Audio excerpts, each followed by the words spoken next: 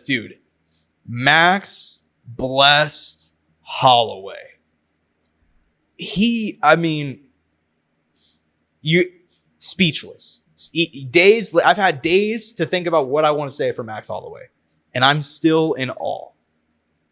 If you guys missed it, and I'm sure you didn't, one of the greatest knockouts in UFC. Joe Rogan on the broadcast calling it the greatest knockout in UFC history. And to be quite honest with you, I don't necessarily disagree with him. It's in the top 5 for me personally. I think you got to put context into it. Something I heard this statement be mentioned on another podcast because you were talking about that too. Because I think quoting Joe as well. Yeah. It's not necessarily like, obviously, like you have crazy knockouts either like Joaquin Buckley's, right? Like acrobatic, insane. Which, look, I really don't hype up that knockout a lot. It's sick. Don't get me wrong. Yeah. And you give me a hard time for it. But it's just because I know that in comparison to some of the other dude, like you said, we were just talking about Lyoto putting out Vitor like that. That's another good one. Lyoto, like the context to that, in the context of that too, and it wasn't even the context of the time too, because like he's expected to come back forward, but that was his final UFC fight. Dude, he kicked a legend in the face, sent him into retirement, and they both, never fought in the UFC again. And like I said, they're all about TKZ Yair. That one has a lot, like now with history, like because TKZ coming back, right, from his military time. Yeah. On top of that, Yair, like I listened to a podcast him talk about that, and I talked to you about this privately, but he didn't think he was going to fight after that because they had found like a malignant growth somewhere in his body, and he thought he had cancer, and he thought that was going to be the end of his run. So that's why that fight was so like significant to him. Like there's a lot of these things that, and I'm sure a lot of people don't even know that story. Yeah, probably not. But like the context of like Max Holloway coming up from 145, having those 3 losses to the Volk, not having success in his first 155 debut against Dustin, making it a fucking banger, then coming back against Justin Gaethje, the human highlight fucking reel, huge and providing the highlight reel against Justin Gaethje, and pointing to the ground and establishing himself as the BMF was just poetic. Exactly. And you know what? They use this phrase in boxing a lot, but the belt does not make the fighter. The fighter makes the belt. And Max Holloway made that BMF fucking WWE ass title. He made it worth something. Dude, put that quote up, bro. That shit went hard. Dude, it's the truth, bro. I mean, honestly, like Max Holloway, and like no disrespect to these guys because they're going to fight in a couple months, and the first fight was fun, and I like both of them a lot. But Jorge Masvidal and Nate Diaz, they're both fun guys, right? And I like this BMF title that's kind of like, if you're between the sizes of 145 to 170, go for it. You know what I mean? And you're a fun dude. But like Max Holloway, he solidified himself as the baddest motherfucker of all time. I don't care. You argue with a wall. And I know somebody's gonna be like, what about the eye poke? And it's like, what about the broken nose? Like, who the fuck do you think gave it to him, dude? Like, what do you mean? Like, yeah, fuck that. Claim that eye poke. It's like, dude, Max was just doing what everybody does, okay? I mean, why are we gonna act like Justin Gaethje never eye pokes? Dude, I mean, he's blinded some poor dudes over the years. So, I mean, let's just go and call it what it is. God damn it. Justin Gaethje beat a man with one arm. Can he be proud of that? Yeah, dude. Shout out Nick Newell. Shout out Nick Newell. Yeah. But yeah, man, I mean, look, the context of going into it, of him being an underdog, and so many people counting him out. We didn't count him out, but we both picked Gaethje. You know what I mean? Like, because we knew the commodity. He was coming off that knockout win of fucking Dustin Poirier, the uncrowned king of 155. I'd still say so. Yeah, I took that away from him, but I need to bring it back because he really is still like. I mean, Dustin Poirier is the great. I mean, if you don't count interim titles, and there you can debate if you want to count him or not. I mean, I do for the sake of argument. You know what I mean? I'll put it like this. He's not the anchor. He's the king without the crown. Yeah, there you go. Fuck, that went hard. I like that. But yeah, so I mean, God damn it. I'm sorry. I just did it so well that I had to appreciate it. I like that. Yeah, man. Max plus Holloway, 1 second on the clock, buzzer beater. I mean, this was.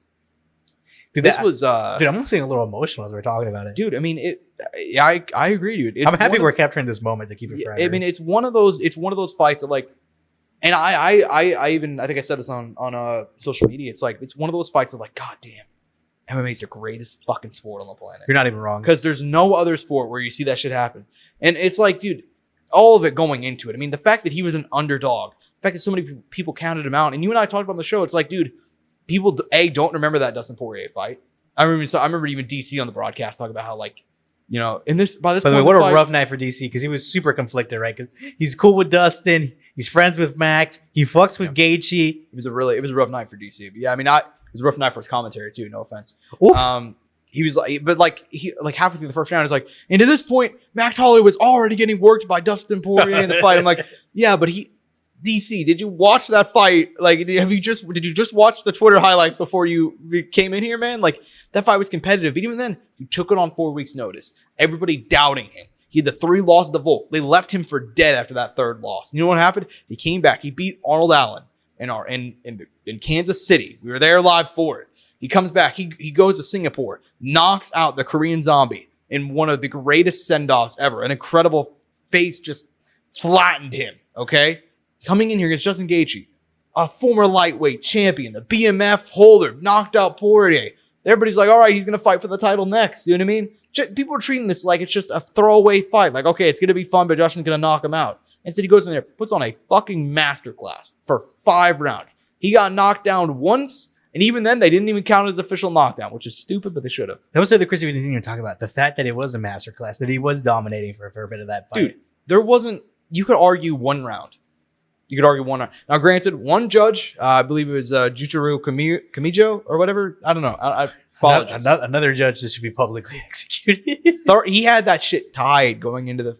We nearly had a, wow. We had a crazy scorecard at the start of the night, and I made some comment to Josh. I was like, Josh, it was that just already set the tone for me. It was Bobby Green, Jim Miller. A judge gave it 30-25 for Bobby Green. I mean, so be it. I mean, Jim Miller lost the fight. Don't get me wrong. Oh yeah, but still, like, but that still worries me going forward. Like 30-25. What? But by the way, we got to talk about Justin. By the way, I felt so bad for his family. His family was in attendance. Yeah, they didn't get recorded directly, but there was a lot of people that were around them that were recording themselves, completely recording themselves. Yeah, and you saw his dad, you saw his mom. I'm not sure if his girlfriend's fiance. I don't know the relationship. But significant other was there as well.